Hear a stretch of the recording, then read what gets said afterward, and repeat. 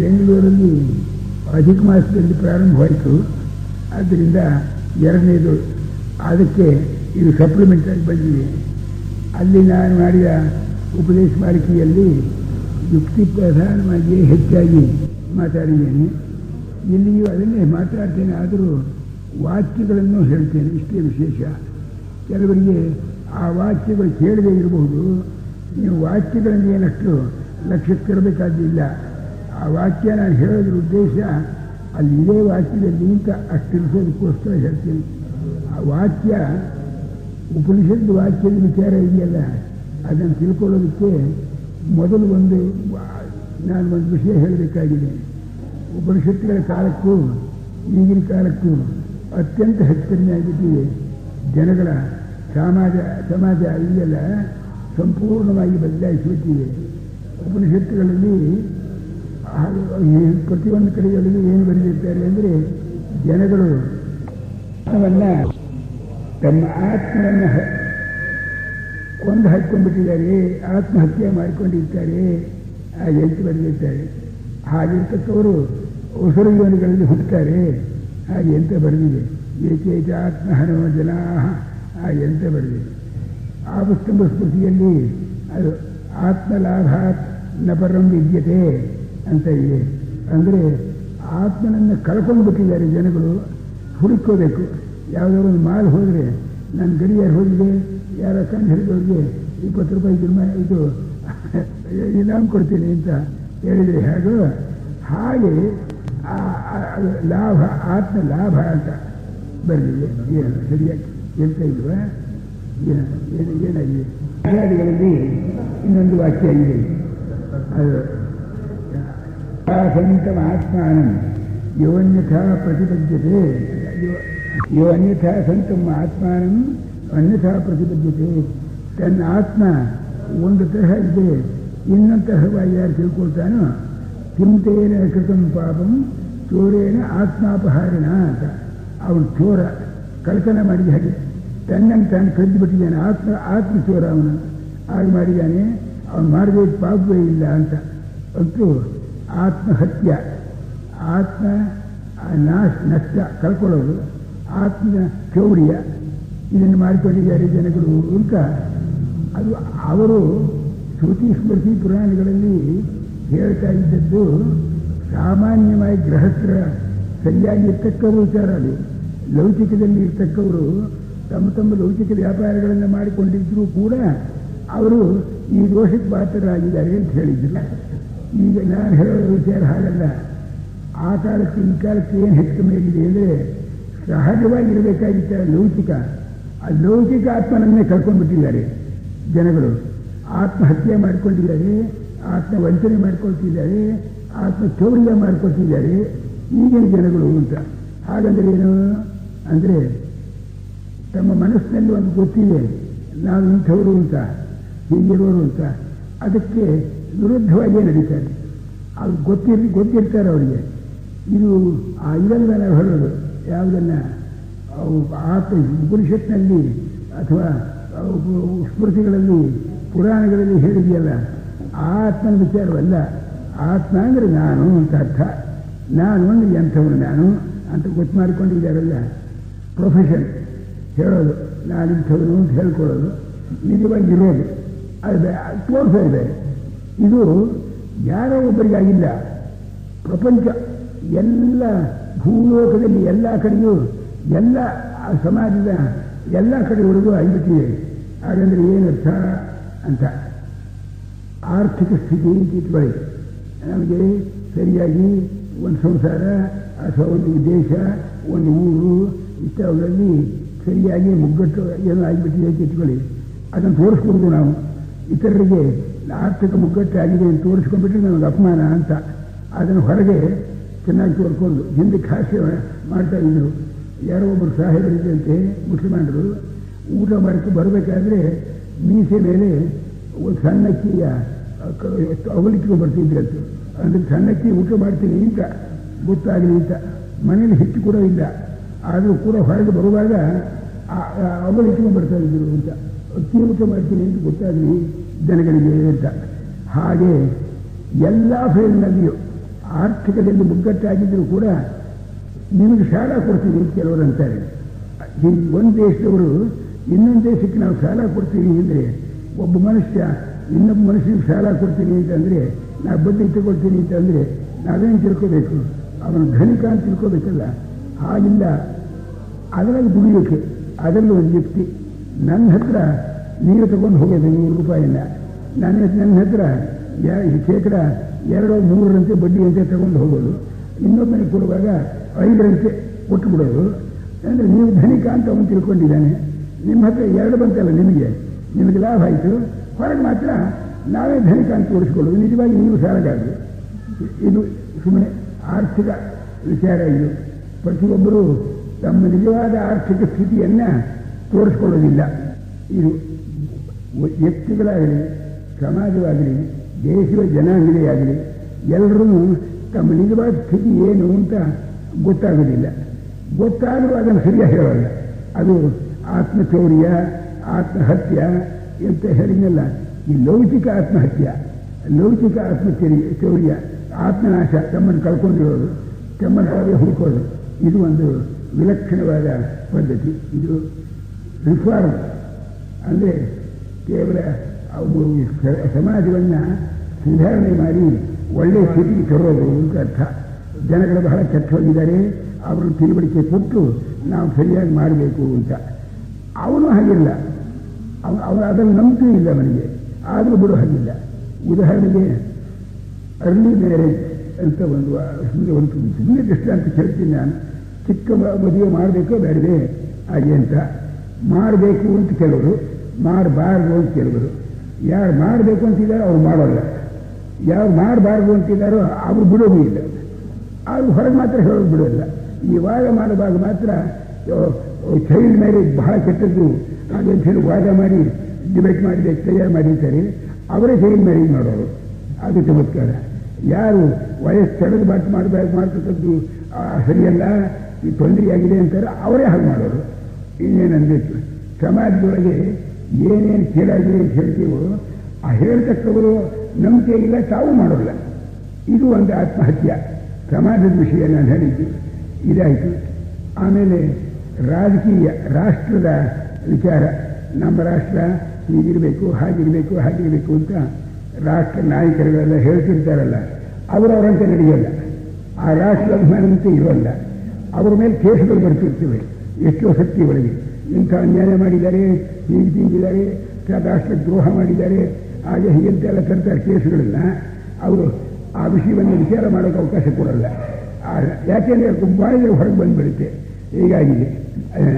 ಇತರರು ದೇಶಭಕ್ತಿ ಇರಬೇಕು, ನಿಮಗೆ ಅನ್ಯಾಯವಾಗಿ ದೇಶಕ್ಕೆ ಹಾಳು ಮಾಡಬೇಡಿ, ಅವನಿಗಿರೋಲ್ಲ. ಹೇಳೋನಿಗೆ ಯಾವನು ದೇಶಭಕ್ತಿ ಅಂತ ಹೇಳ್ತಿದ್ದಾನೋ ಅವನಿಗಿರೋದಿಲ್ಲ. ಇದಾಯಿತು. ಇನ್ನು ಇವರು ಸರ್ಕಾರದವರು ಪ್ರಜೆಗಳು ಅಂತ ಇಟ್ಕೊಳ್ಳಿ. ಪ್ರಜೆಗಳು ನಮಗೆ ಇಂಥದ್ದು ಬೇಕು, ಡೆಮಾಕ್ರಸಿ, ಪ್ರಜಾಸತ್ತ ರಾಜ್ಯ ಆಗಬೇಕು ಅಂತ ಹೇಳೋಕೆ ಶುರು ಮಾಡಿರ್ತಾರಲ್ಲ, ಅವರು ಆ ಪ್ರಜಾಸತ್ತ ರೂಲ್ಸ್ ಪ್ರಕಾರ ನಡೆಯಲ್ಲ. ಆ ಪ್ರಜೆಗಳು, ಆ ಸರ್ಕಾರದವರು ಇರ್ತಾರಲ್ಲ, ಅವರು ರಾಷ್ಟ್ರದವರು ಹೀಗೆ ಇರಬೇಕು ಇಂಥ ಪ್ರಾಮಿಸ್ ಮಾಡಿರ್ತಾರೆ, ಅವರು ಅದರಂತೆ ನಡೆಯೋದಿಲ್ಲ, ಅದರಂತೆ ನಡೀತಾರೆ. ಇವ್ರು ನಡೆಯೋದಿಲ್ಲ ಅಂತ ಹೇಗೆ ಗೊತ್ತಾಗುತ್ತೆ ಅಂದರೆ, ಈ ಪಕ್ಷದವರು ಇನ್ನೊಂದು ಪಕ್ಷದವ್ರು ಇರ್ತಾರಲ್ಲ, ಬೇರೆ ಇವ್ರು ಯಾರು ಕಾಂಗ್ರೆಸ್ಸು, ಇನ್ನೊಬ್ಬರು ಜನತಾ, ಇನ್ನೊಬ್ಬರು ಇನ್ಯಾವುದೋ ಒಂದು ಇರ್ತಾರಲ್ಲ, ಇವ್ರ ಮೇಲೆ ಹುಡುಕೆಲ್ಲ ಅವ್ರು ಹಾಕ್ತಾರೆ, ಅವ್ರ ಮೇಲೆ ಹುಡುಕೆಲ್ಲ ಇವ್ರು ಹಾಕ್ತಾರೆ. ಸುಳ್ಳು ಅದೆಲ್ಲ ಅಂತ ಅವ್ರು ಅಂತಾರೆ, ಸುಳ್ಳು ಅಂತಾರೆ. ಇಬ್ಬರು ಸುಳ್ಳರು, ಇವ್ರು ಯಾರು ಗೊತ್ತಿಲ್ಲ ನಮಗೆ. ಎಂಥ ಒಂದು ಚಮತ್ಕಾರ.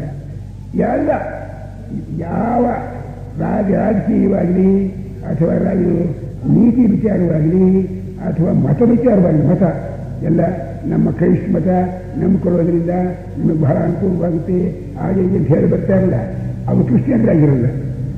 ಕ್ರೈಸ್ತನ ನಂಬಿಕೆ ಇರೋಲ್ಲ ಅವರಿಗೆ, ಅದು ವಿಶೇಷ. ಹೀಗೆ ಎಲ್ಲ ಕಡೆಯೂ ಆಗಿಬಿಟ್ಟು, ಎಲ್ಲ ಕಡೆಯೂ ಇಂಥ ದೇಶ ಅಂತ ಹೇಳೋಲ್ಲ. ನಾನು ಕ್ರಿಶ್ಚಿಯಾನಿಟಿಯನ್ನು ಮಾತ್ರಕ್ಕೆ ಮಹಮ್ಮದನು ಸರಿಯಾಗಿದ್ದಾರೆ ಅಂತಲ್ಲ, ಹಿಂದೂಗಳು ಸರಿಯಾಗಿದ್ದಾರೆ ಅಂತಲ್ಲ, ಸುಮ್ಮನೆ ಯಾವುದೋ ನಾನು ತಿಳಿದು ಬಂದು ಹೇಳಿದ್ದೀನಿ. ಆದರೆ ದೃಷ್ಟಾಂತದಲ್ಲಿ ಮಾತ್ರ ದಾಷ್ಟಾಂತಿಗಳಲ್ಲಿ ತಗೊಳ್ಳುವಾಗ ಪ್ರಪಂಚವೆಲ್ಲ ತಳ್ಕೊಳ್ತಾಗಿಬಿಟ್ಟಿದೆ. ಇಷ್ಟೇ. ನಮ್ಮ ಅಂಗಿಯನ್ನು ಗುಂಡಿ ಈ ಕಡೆಗೆ ಹಾಕ್ಕೊಂಡ್ಬಿಡೋದು, ಹಾಗೆ ಅಥವಾ ಒಂದೇನೇ ಇವನು ಯಾರು ಅರ್ಜುನ ಹೊಸ ಬೃಹನ್ನಳಿಯಾಗಿದ್ನಲ್ಲ, ಆ ಕವಚ ಹೇಗೆ ಹಾಕೋಬೇಕಪ್ಪ ಅಂತ ಬೇಕಂತ ತೋರಿಸ ಮಹಾಬೀಜೋಧ ಅವನು ಗಂಜಿ ಹೀಗೆ ಹಾಕ್ಕೋತಾರೋ ಹೀಗೆ ಹಾಕ್ಕೋತಾರೋ ಅಂತ ಹೇಳಿದ ಅಂತ ಹೇಳ್ತಾರೆ. ಹಾಗೆ ಎಲ್ಲ ಕಳಕಳಕ್ಕೆ ಹಾಕ್ಕೊಂಡಿದ್ದಾರೆ. ಆ ಡ್ರೆಸ್ ಮಾಡೋ ಕೆಮ್ಮೆ ಬೇರೆ, ವೇಷಗಳೇ ಬೇರೆ, ಭೂಷಗಳೇ ಬೇರೆ, ಮಾತೇ ಬೇರೆ, ಒಳಗಿರೋದು ಬೇರೆ, ಹೊರಗಿರೋದು ಬೇರೆ. ಯಾರು ಹೇಗೆ ತೋರಿಸ್ಕೊಡ್ತಾರೋ ಹಾಗಿಲ್ಲ ಅಂತ ಇಂಥದ್ದು ತಿಳ್ಕೊಂಡ್ಬಿಟ್ರೆ ಸಾಕು. ಸಂಕ್ಷೇಪವಾಗಿ ಪ್ರತಿಯೊಂದಕ್ಕೂ ಕೂಡ ಹೇಳೋದು ಬಿಡೋಲ್ಲ, ಮಾಡೋದು ತಪ್ಪು, ವಿರುದ್ಧವಾಗಿ ಮಾಡೋದು ತಪ್ಪೋದಿಲ್ಲ. ಇದು ನಮ್ಮ ದೇಶ ಅಂದರೆ ನಮ್ಮ ಇಂಡಿಯಾ ದೇಶವಲ್ಲ ನಾ ಹೇಳೋದು, ಎಲ್ಲ ಖಂಡಗಳಲ್ಲಿಯೂ ಎಲ್ಲ ದೇಶಗಳಲ್ಲಿಯೂ ಇದೇ ನಟೀತೆ ಇದೆ. ಅದು ಹೇಗೆ ಗೊತ್ತಾಗುತ್ತೆ ಅಂದರೆ ಅವ್ರಿಗೆ ಆಗದೆ ಇರ್ತಾರಲ್ಲ, ಅವ್ರು ಹುಡುಕು ಹೊರಗೆ ಹಾಕಿಬಿಡ್ತಾರೆ. ಅವ್ರನ್ನ ನಿಕ್ಸನ್ ಹೀಗೆ ಮಾಡಿದ ಆ ದೋಷ ತೆಗೆದು ಹಾಕಿಬಿಡ್ತಾರೆ. ಅವ್ರ ಪಾರ್ಟಿ ಅವನು ಮಾಡಿದ ಸರಿ ಅಂತಾರೆ. ಯಾರು ಸರಿ ಯಾರು ಸರಿ ಅಲ್ಲ, ಹೇಳಿದ್ದೆ ಸರಿ, ನಮಗೆ ಸರಿಗಮ ಬದಲಿಸ ಏನು ಉಪಯೋಗವಿಲ್ಲ, ಸುಮ್ಮನೆ ಶಬ್ದ. ಇಂಥದ್ದೊಂದು ಭೂಮಿ ಮೇಲೆ ಜನಗಳ ಮೇಲೆ ಎಲ್ಲ ನಡೆದುಬಿಟ್ಟಿದೆ. ಲೌಕಿಕ ವಿಚಾರ ತಮ್ಮ ಆತ್ಮಸ್ವರೂಪಕ್ಕೆ ತಾವು ಒಪ್ಪಿದಂತೆ ಅದರಂತೆ ಮಾಡ್ತಾರೆ ಅಂತ ಏನಿಲ್ಲ. ತೋರಿಸ್ಕೊಡ್ತಾರೆ ಹಾಗೆ ಮಾಡ್ತೀವಿ ಅಂತ ಮಾತ್ರ, ಅದು ಬೇರೆ. ಉದಾಹರಣೆಗೆ ಮೊನ್ನೆ ಆಯ್ತಲ್ಲ, ಬಾಂಗ್ಲಾದೇಶಕ್ಕೆ ನಾವು ಸಹಾಯ ಮಾಡಬೇಕೇ ಮಾಡಿಕೊಡದೆ ಹಾಗೆ ಅಂತ ಹೇಳಿದರೆ ಅಮೇರಿಕಾ ದೇಶದವರು ಎಷ್ಟೋ ಲಕ್ಷಗಟ್ಟಲೆ ಹಣ ಕೊಟ್ಟು ಪಾಪ ಅವ್ರಿಗೆ ನಿರಾಶ್ರಿತರಿಗೆ ಕೊಡೋರು. ಆ ಪಾಕಿಸ್ತಾನಕ್ಕೆ ವಿರೋಧವಾಗಿ ಕೊಡೋದು, ಆಯುಧ ಕೊಡೋದು, ಎರಡು ಕೆಲಸ ಏಕಾಲಕ್ಕೆ ಮಾಡ್ತಲೇ ಇದ್ರು. ಏನು ಅಂದರೆ ಮೊದಲು ವಾಗ್ದಾನ ಮಾಡಿದ್ವು ನಾವು, ಆದ್ದರಿಂದ ನಾವು ಯತ್ನೆಲ್ಲ ಕೊಡ್ತಾ ಇದ್ದೀವಿ ಅಂತ ಹೇಳ್ತಾ ಇದ್ದರು. ಈ ಮಾತನ್ನು ಮತ್ತೊಬ್ಬರು ಹೀಗೆ ಹೇಳ್ತಾರೆ. ಇದರಲ್ಲಿ ನಾನು ಬೇಕಂತ ಭೂಲೋಕದಲ್ಲಿರೋ ಸ್ಥಿತಿ ಅಂತ ಹೇಳಿದರೂ ಕೂಡ ವಿಶೇಷವಾಗಿ ನಮ್ಮ ದೇಶ ಇದೆಯಲ್ಲ, ಎಲ್ಲ ಮತಗಳು ಹುಟ್ಟೋದಕ್ಕಿಂತ ಪೂರ್ವದಲ್ಲಿ ನಮ್ಮ ದೇಶದಲ್ಲಿ ಸನಾತನ ಧರ್ಮ ಇದ್ದದ್ದು. ಈ ವೈದಿಕ ಧರ್ಮ ಯಾವಾಗ ಹುಟ್ಟಿತು ಅಂತ ಯಾರೂ ಹೇಳೋಕ್ಕಾಗಲಿಲ್ಲ. ಓರಿಯನ್ ಸ್ಕಾಲರ್ಸು ಈ ವೇದ ಇಂಥ ಕಾಲದಲ್ಲಿತ್ತು, ಉಪನಿಷತ್ತು ಇಂಥ ಕಾಲದಲ್ಲಿತ್ತು, ಬ್ರಾಹ್ಮಣರು ಇಂಥ ಕಾಲದಲ್ಲಿತ್ತು ಅಂತ ಯಾವುದೋ ಕೆಲವು ಐತಿಹಾಸಿಕ ಗುರುತುಗಳ ಮೇಲೆ ಸಿಂಧೂ ನದಿ ಹತ್ರ ಇದ್ದಾಗ ಈ ಮಂತ್ರ ಹುಟ್ಟಿರಬೇಕು, ಇದು ಬ್ರಹ್ಮಪುತ್ರ ಮಂತ್ರ ಹೀಗಾಗಿರಬೇಕು ಅಂತ ಹೀಗೆಲ್ಲ ಕಂಡು ಹಿಡಿದಿದ್ದಾರೆ. ಅದು ಏನು ಅರ್ಥವಿಲ್ಲ. ಕಂಡು ಹಿಡಿದಾರಲ್ಲ ಅವರ ಉದ್ದಾಡ್ತಾರೆ, ಇವನ್ ಡೇಟ್ ತಪ್ಪು, ಅವನ ಡೇಟ್ ಸರಿ ಅಂತ ಹೀಗೆ ಹೇಳ್ತಾರೆ. ಯಾವ ಡೇಟು ಸರಿಯೇ ಇಲ್ಲ. ಸುಮ್ಮನೆ ಕಂಜಕ್ಟರ್ ಸರ್ಮೈಸ್, ಅವರ ಊಹೆ ಮಾಡೋದು, ಇವನ ಊಹೆ ನಾವು ಖಂಡನೆ ಮಾಡೋದು, ಅವನ ಊಹೆ ಇವನು ಖಂಡನೆ ಮಾಡೋದು, ಹೀಗಿದೆ. ಆದರೆ ವೇದಿಗೆ ಅತ್ಯಂತ ಹಿಂದಿನ ಕಾಲದ್ದು ಅಂತ ಅನ್ನೋ ವಿಷಯದಲ್ಲಿ ಎಲ್ಲರೂ ಒಗ್ಗಟ್ಟಾಗಿಬಿಟ್ಟಿದ್ದಾರೆ. ಇದು ಒಂದು ಖಂಡಿತ. ಆದರೆ ಆ ಕಾಲದಲ್ಲಿ ಇದ್ದಂಥ ಸ್ಥಿತಿಯನ್ನು ಆ ಕಾಲ ಅಂತ ಎನ್ನುವುದು ಅವರು ಹೇಳೋದು.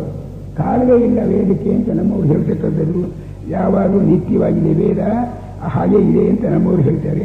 ಇವ್ರ ನಂಬಿಕೆ ಹೇಗಾದರೂ ಇರಲಿ, ಆ ವೇದದಲ್ಲಿ ಇರ್ತಕ್ಕ ಸ್ಥಿತಿ ಹೇಗಿತ್ತು ಅಂತ ನಾವೇ ಹೇಳ್ತೇವೋ ಅದರಂತೆ ನಾವು ನಡೆಯುತ್ತೆ ತಯಾರಾಗಿಲ್ಲ. ನಮ್ಮ ದೇಶದವರಿಲ್ಲ. ಬ್ರಾಹ್ಮಣರು ಬ್ರಾಹ್ಮಣರಾಗಿಲ್ಲ, ಕ್ಷತ್ರಿಯರು ಕ್ಷತ್ರಿಯರಾಗಿಲ್ಲ, ವೈಶ್ಯರು ವೈಶ್ಯರಾಗಿಲ್ಲ, ಶೂದ್ರರಾಗಿಲ್ಲ, ಮತ್ತು ಸ್ತ್ರೀಯರಾಗಿಲ್ಲ, ಗಂಡಸರು ಗಂಡಸರಾಗಿಲ್ಲ. ಉದ್ದಕ್ಕೆ ಹೇಳ್ತಾ ಹೋಗಿ ಇಂಥದ್ದು ಅಂಥದ್ದು ಅಂತಿಲ್ಲ. ಉಪಾಧ್ಯಾಯರು ಅವರು ಹುಡುಗರಿಗೆ ಹೀಗಿರಬೇಕು ಅಂತ ಹೇಳ್ತಾರೆ, ಅವ್ರು ಹಾಗಿರೋಲ್ಲ. ವಿದ್ಯಾರ್ಥಿಗಳು ಅವ್ರ ಮಾತು ಕೇಳಲ್ಲ, ಅವ್ರಿಗೆ ತಳ್ಕಾಗಿರ್ತಾರೆ. ಯಾರು ಇನ್ನು ತಗೋಬೇಕು ಅಂತ ಏನು ಮಾಡಬೇಕಾಗಿಲ್ಲ, ಒಂದೇ ತಿಳ್ಕೋಬೇಕು ನಾವು. ಎಲ್ಲ ಮೋಸಗಾರರು, ಇವರನ್ನ ಅವರು ಮೋಸ ಮಾಡೋದು, ಅವರು ಇವರನ್ನ ಮೋಸ ಮಾಡೋದು. ಜಾನಕಿ ಪ್ರಣಯ ಅಂತ ಒಂದು ನಾಟಕ, ಆ ನಾಟಕ ಬರೆಯೋ ಕಾಲದಲ್ಲಿ ಅವನು ಬಹಳ ಚಮತ್ಕಾರವಾಗಿ ಬರೆದಿದ್ದಾನೆ. ಅವನು ಎಲ್ಲರೂ ವೇಷಗಾರನ್ನು ಬರೆದಿದ್ದಾನೆ. ಒಂದು ಸುಮ್ಮನೆ ದೃಷ್ಟಾಂತ ಹೇಳ್ತೀನಿ. ವಿದ್ಯುತ್ ಇಹ್ವ ಅಂತ ಒಬ್ಬ, ಶೂರ್ಪಣಖಿ ಅಂತ ಒಬ್ಬಳು. ವಿದ್ಯುತ್ ಇಹ್ವ ಎಂಬುವನು ರಾಮನ ವೇಷ ಹಾಕೊಂಡ್ಬಿಟ್ಟ, ಶೂರ್ಪಣಖಿ ಎಂಬುವಳು ಸೀತಾ ವೇಷ ಹಾಕೊಂಡ್ಬಿಟ್ಟಿದ್ದಾರೆ. ಅವು ಏನು ಮಾಡಿದ್ಲು, ದೂರಕ್ಕೆ ರಾಮ ಬರ್ತಾನೆ, ಈ ರಾಮನ ಎತ್ತಿ ಹಾಕಬೇಕು ಅಂತ ಆ ಶೂರ್ಪಣಖಿ ಅಂತಾಳೆ. ಸೀತೆ ಬರ್ತಾ ಇದ್ದಾಳೆ, ಈ ಸೀತೆ ಎತ್ತಿ ಹಾಕಬೇಕು ಅಂತ ಇವನಂತಾನೆ, ಯಾರು ರಾಮನ ವೇಷ ಹಾಕಿರೋನು. ಇವನು ರಾಮ ಅಂತ ತಿಳ್ಕೊಂಡು ಅವರು ಬಂದಿದ್ದಾನೆ, ಇವ್ರು ಸೀತೆ ಅಂತ ತಿಳ್ಕೊಂಡು ಅವರು ಬಂದಿದ್ದಾರೆ. ಇಬ್ಬರು ಬಂದರು. ಹಾಗೆ ಹೀಗೆ ಏನೋ ಬಹಳ ಮಾತಾಡೋ ಹಾಗೆ ಪ್ರಿಯ ಅಂತ ಎಲ್ಲ ಮಾತಾಡಿದ್ರು. ಸ್ವಲ್ಪ ಹೊತ್ತು ಇಬ್ಬರು ಒಬ್ಬರನ್ನು ಒಪ್ಪಿಕೊಂಡ್ರು, ಎತ್ತಿದ್ರು, ಆಕಾಶಕ್ಕೆ ಹೋದರು. ನೋಡ್ತಾರೆ ವಿದ್ಯುತ್ ಶೂರ್ಪಣಖಿ ಇಷ್ಟೇ, ಸೀತೆಯೂ ಇಲ್ಲ ರಾಮನೂ ಇಲ್ಲ. ಇಂಥದ್ದೊಂದು ಕಥೆ ಒಂದು ಸೀನ್ ಬರೆದಿದ್ದಾನ ಜಾನಕಿ ಪ್ರಣಯದಲ್ಲಿ. ಇದರಿಂದ ಅದು ಆ ಕಾಲಕ್ಕೆ ಬರೀಬೇಕಾಗಿಲ್ಲ, ಈ ಕಾಲಕ್ಕೆ ನಾವು ತಿಳ್ಕೋಬೇಕಾದದ್ದು. ಎಲ್ಲ ನಮಗೆ ಕಲಿಯುಗ ಅಂತಾರೆ, ಕಲಿಯುಗವೋ ಕೃತಿಯುಗವೋ ಏನು ಬೇಕಾದರೂ ಕಳ್ಕೊಂಡಿದ್ದೀವಿ. ಇರೋದಂತ ಈ ಸ್ಥಿತಿಯಾಗಿದೆ.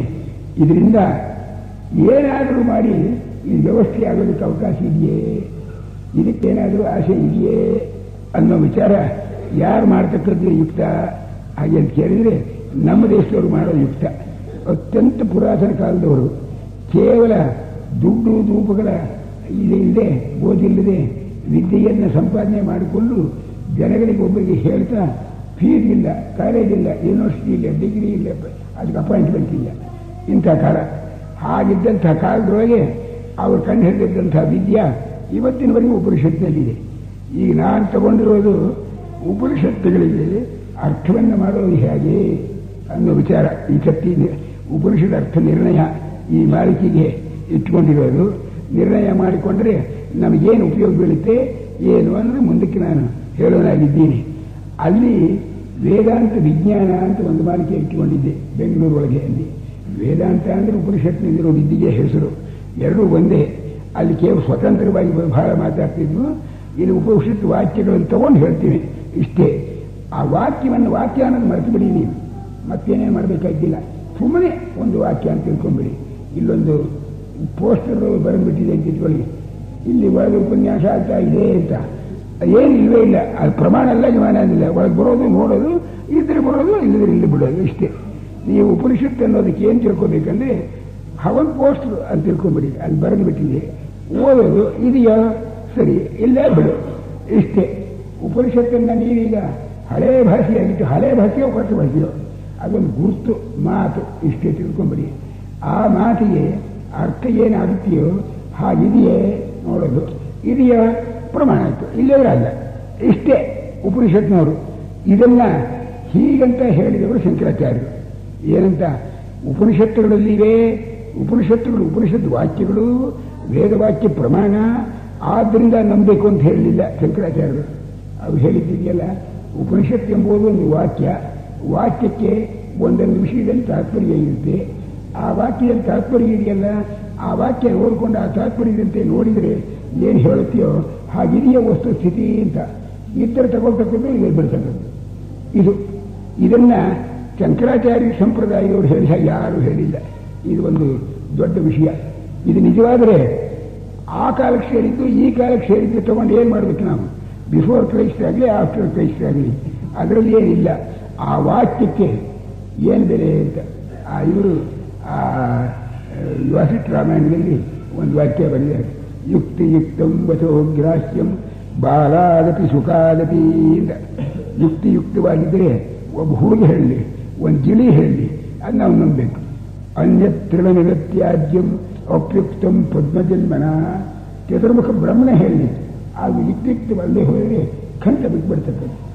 ಇದಕ್ಕಿಂತ ಇನ್ನೇನು ನಿಮಗೆ ಬೇಕು ಪ್ರಮಾಣವನ್ನು? ನಾವು ಬಹಳ ಯುಕ್ತಿ ಕಾಲದವರು, ಬಹಳ ವಿಚಾರಪರರು ಅಂತ ಕೊಚ್ಚಿಕೊಳ್ತಾ ಇದ್ದೀವಲ್ಲ. ನಿಜವಾದರೆ ಆ ವಾಕ್ಯವನ್ನು ನೋಡಬೇಕಾದ್ರೆ ಯಾರು ಹೇಳಿದ್ದು ಅದನ್ನು ವಿಚಾರ ಮಾಡಬೇಕಾದ್ದಿಲ್ಲ, ಯಾವ ಕಾಲದ್ದು ಅದನ್ನು ಮಾಡಬೇಕಾದ್ದಿಲ್ಲ, ಯಾರು ಹೇಳಿದ್ದು ಅದನ್ನು ವಿಚಾರ ಮಾಡಬೇಕಾದ್ದಿಲ್ಲ. ಆ ವಾಕ್ಯದಲ್ಲಿ ಹೇಳ್ತಕ್ಕಂಥ ಏನು ಉಪದೇಶವಿದೆಯೋ ಆ ರೀತಿ ಇದೆಯೇ ಇಲ್ಲವೇ ನೋಡ್ಬೇಕು. ಇದ್ದರೆ ಸರಿ, ಇಲ್ಲೇ ಬಿಟ್ಬೇಕದ್ದು. ಇದು ಒಂದು ವಿಶೇಷ. ಇದನ್ನು ಶಂಕರಾಚಾರ್ಯ ಹೇಳಿದ್ದಾರೆ.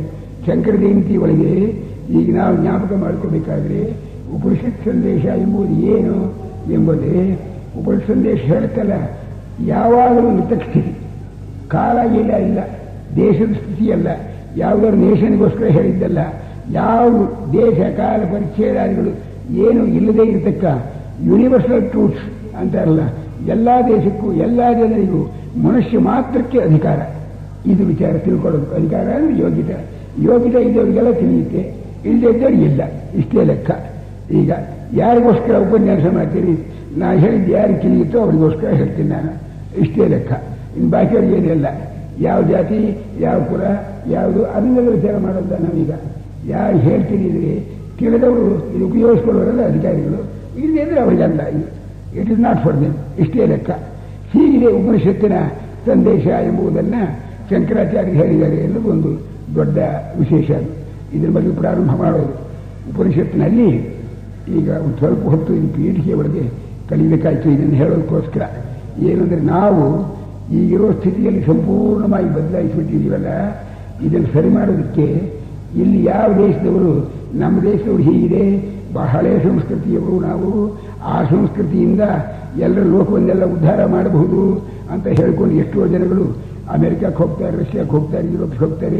ನಮ್ಮ ಋಷಿಗಳು ಗುರುಗಳು ಹೋಗಿ ಗ್ಲೋಬಲ್ ಟೂರ್ ಮಾಡ್ಕೊಂಡ್ಬರ್ತಾರೆ, ಪೇಪರ್ನೆಲ್ಲ ಹಾಕಿಸ್ತಾರೆ. ಹಾಲು ಹೋಗಿದ್ವು, ಇಂಥ ದ್ವೀಪಕ್ಕೆ ಹೋಗಿದ್ವು, ಇಂಥ ಉಪದೇಶ ಮಾಡಿದ್ವು, ಒಂದು ಫೋಟೋ ಹಾಕ್ಸ್ಕೋತಾರೆ. ಎಲ್ಲ ಮಾಡ್ತಾ ಇದ್ದಾರಲ್ಲ, ಅವರ ಕರ್ತವ್ಯ ಇದು. ಏನು ಉಪನಿಷತ್ನಲ್ಲಿರ್ತಕ್ಕಂಥ ವಿದ್ಯೆ ನನಗೆ ಗೊತ್ತಿದೆಯೇ, ನಾನು ಮಾಡ್ಕೊಂಡಿದ್ದೇನೆ, ಇದನ್ನು ಅವ್ರು ಹೇಳಬೇಕಾದ್ರೆ ನಿಮಗೆ ಗೊತ್ತಿದೆಯೇ ಅಂತ ಕೇಳಿದರೆ ಹ್ಞೂ ಅಂದರೆ ಸರಿ, ಅವನು ಹ್ಞೂ ಇಷ್ಟೇ ಲೆಕ್ಕ, ಯಾರು ಇವರು ಅಂತ ಹೇಳಬೇಡಿ. ಇಲ್ಲದೆ ಹೋದರೆ ಬರೀ ಹಾಟೆ ಹೊಡೆಗೆ ಬರ್ತಾ ಇಲ್ವೋ ಅಂತ ಕೇಳ್ಕೋಬೇಕು. ಅವ್ರನ್ನ ಮಾತಾಡ್ತಾನೋ ಇಲ್ವೋ, ಲೆಕ್ಚರ್ ಕೊಟ್ಟಿದ್ದಾನೋ ಇಲ್ವೋ. ಎಷ್ಟು ಜನಗಳು 10,000 ಜನಗಳು ಸೇರಿದ್ರು ಅಂತ, 10,000 ಜನರು ಸೇರಲಿ, 10 ಜನಗಳು ಸೇರಿದ್ವಿ. ಜನಗಳ ಸಂಖ್ಯೆ ಎಲ್ಲ ನಾನು சொல்ತಕ್ಕಂಥದ್ದು. ಇವನು ಹೇಳಿದ್ದನ್ನ ಅವ್ರಿಗೆ ಹೇಳಿದ್ದನ್ನ ಈಗ ನಾವು ಕೇಳಿದರೆ ಅದರಲ್ಲಿ ಏನಾದರೂ ವಾಸ್ತವಾಂಶ ಇದೆ ಅಂತ ಆಗುತ್ತೆಯೇ ಇದ್ರೆ ಅಮೆರಿಕಕ್ಕೆ ಹೋಗಿರೋ ಸ್ವರ್ಗಕ್ಕಾರ ಹೋಗಿರು ನೀನು, ನಮಗದೆಲ್ಲ ಗೊತ್ತಿಲ್ಲ. ನೀನು ಹೇಳಿದಂಥ ವಾಕ್ಯ ಏನು ಅರ್ಥವನ್ನು ಹೇಳುತ್ತದೆಯೋ ಅದು ಎಲ್ಲರಿಗೂ ಅನ್ವಯಿಸ್ತಕ್ಕಂಥದ್ದಾಗಿ ಎಲ್ಲ ಕಾಲಕ್ಕೂ ಅನ್ವಯಿಸ್ತದ್ದಾಗಿದೆಯೇ ಇಲ್ಲವೇ? ಆಗಿದ್ದರೆ ತಗೊಂಡು ಇನ್ನೇನು ಬರ್ತಕ್ಕಂಥ ಅದೇನು ಬೇಕಾದ್ರೆ ಹಾಕೊಂಡು ಯಾರ ಹೆಸರಾಗಿರಲಿ, ಎಷ್ಟು ಕೀರ್ತಿ ಬರೆದಿರಲಿ, ಎಷ್ಟು ಫೋಟೋ ತೆಗೆದುಕೊಂಡಿರಲಿ, ಜನಗಳು ಏನಾದ್ರು ಮಾಡಿಕೊಂಡಿರಲಿ, ಅದನ್ನೆಲ್ಲ ನಾವು ಲೆಕ್ಕ ಹಾಕುವಲ್ಲ. ಇದು ಮೊದಲು ನಾವು ಈ ಉಪನಿಷತ್ತು ವಿದ್ಯೆಗೆ ತಯಾರಾಗ್ತಕ್ಕಂಥದ್ದು. ಬ್ರಾಹ್ಮಣರನ್ನ ರಕ್ಷಿತೇ ಹಿ ಬ್ರಾಹ್ಮಣ್ಯೇ ರಕ್ಷಿತ ಸ್ಯಾದ್ ವೈದಿಕೋ ಧರ್ಮ. ಶಂಕರಾಚಾರ್ಯ ಒಂದು ವಾಕ್ಯ ಬರೆದಿದ್ದಾರೆ, ಗೀತೆ ಒಳಗೆ ಬರೀಬೇಕಾಗಿದೆ.